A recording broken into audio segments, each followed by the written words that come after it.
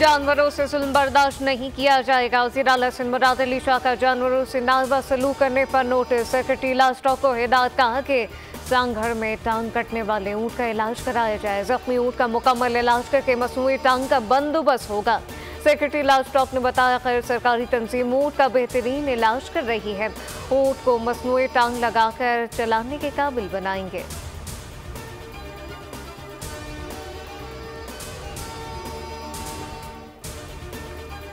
मेरे गधे से लड़ाई क्यों की? गधे का मालिक ऑफिस से बाहर, खिलाड़ी के बाद से दूसरे गधे की टांग काट दी। मुकदमा दर्ज, मुलजिम गिरफ्तार। उधर सांगड़ में ऊँटनी की टांग काटने वाले 5 मुलजिमान 4 रोज़ा रिमांड पर पुलिस के हवाले। 2 ने एतराफ जुर्म कर लिया। जख्मी ऊँटनी को मसनूई टांग लगाने का फैसला।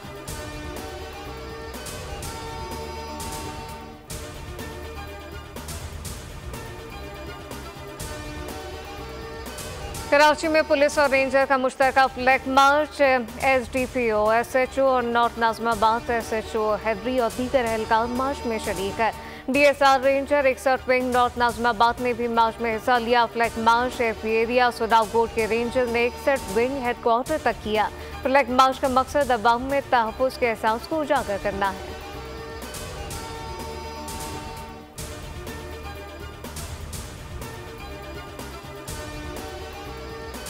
T20 वर्ल्ड कप में पाकिस्तान अपना आखिरी मैच आज लॉडर हिल फ्लोरिडा में आयरलैंड के खिलाफ खेलेगा। दोनों टीमों के दरमियान ग्रुप ए का मैच मुख्तसर से रस्मी कार्रवाई होगा, क्योंकि पाकिस्तान और आयरलैंड का मेगा इवेंट में आगे बढ़ने का इम्कान नहीं।